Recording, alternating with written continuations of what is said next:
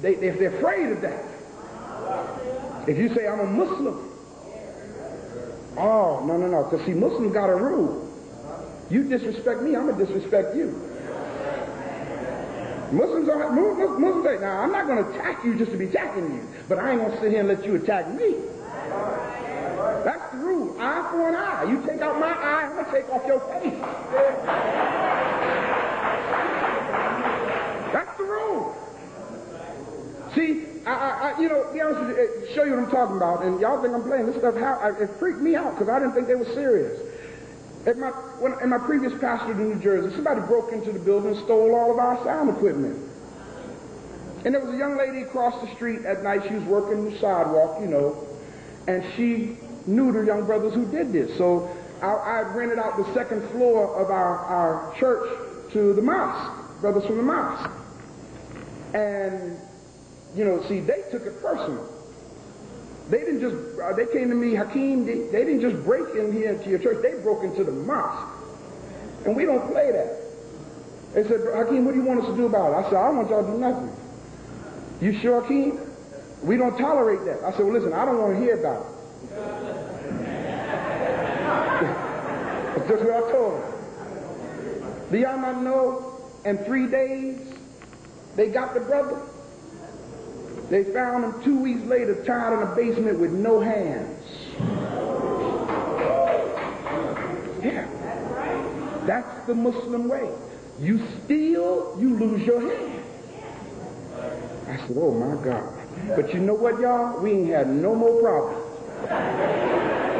We didn't have enough. I could have left the doors unlocked. It wouldn't have mattered at all. Because immediately, all through the city, people understood that place you don't mess with. Isn't that something? But now, how many churches have been broken into time and time and time again? Y'all get the picture, don't you?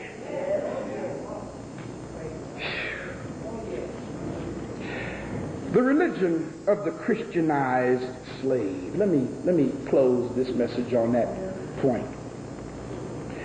The two churches that are most responsible for Christianizing African slaves is the Baptist Church and the Methodist Church.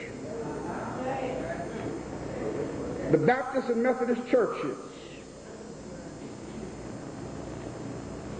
had the most influence in convincing black African slaves to turn to Jesus Christ. But let me tell you what we African slaves did. We created a crossbred form of Christianity. In other words, we blended into Christian rituals and beliefs our African culture. Y'all following what I'm saying? The result was a religion that had distinctive forms of preaching that the white folk ain't used to. See, even though in other words, it wasn't just a Christianization of African slaves. There was also what I call the Africanization of Christianity. Did that make sense? And so that's when you see, how many of y'all ever heard of this group called the Quakers? Y'all ever heard of it? Well, their leader, George Fox, founded the Quakers in 1605. I thought the Quakers was like a designation of where they came from or the name of their church or something. No, they're from the Church of England. But the reason why they call themselves Quakers is because George Fox went to Africa. And he saw the African tribal customs of spiritual worship. And he saw the Africans doing like this here. And he saw them going through, they call it the possession period of the trance. And they would be going through their thing and he liked it. So he went back and taught his European followers that when the word of God is coming forth, you will quake. That's where the word Quaker comes from. It means to shake when the word of God goes forth. You see what I'm saying? Well, it's really deep because we got African slaves. See, the Quakers was the main group of people that had the responsibility of Christianizing slaves. And right now, you can see some of us who've seen the Quakers work, and they just get a quake in that right hand. You know, I remember I used to come up for prayer, and preacher used to get ready to put that hand on. I want to say, don't put that hand on me. Touch me with the other hand. Touch me with the one that ain't moving, but don't put this one here on me. You see what I'm saying? Because something about, you know, and that's the concept. Because when the word of God is going forth, you quake. And isn't it deep how some church folk only do that at that time? Why don't you do that when you're at work?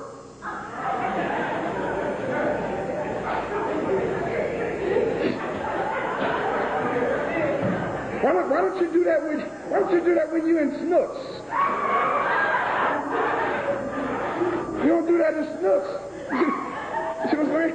Why don't you do that when you go for that job interview? You know, stand there. You know, only when you come to church, all of a sudden,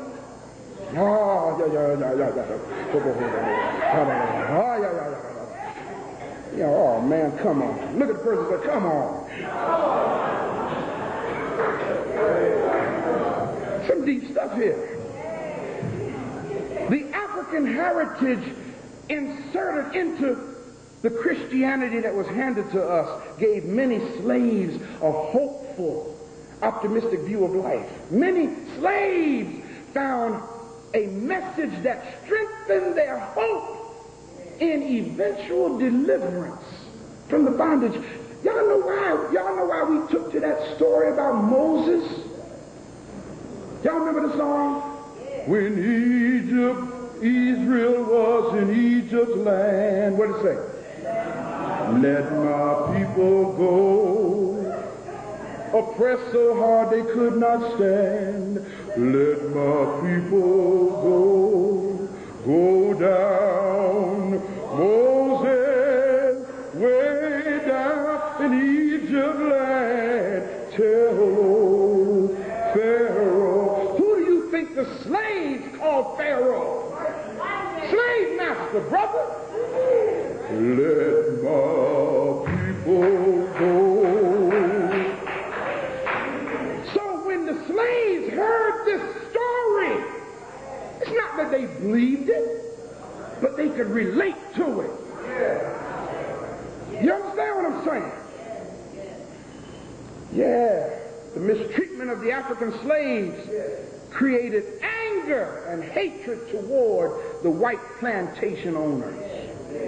Feelings that the slaves could vent only in one way. Everybody say this: creative resistance.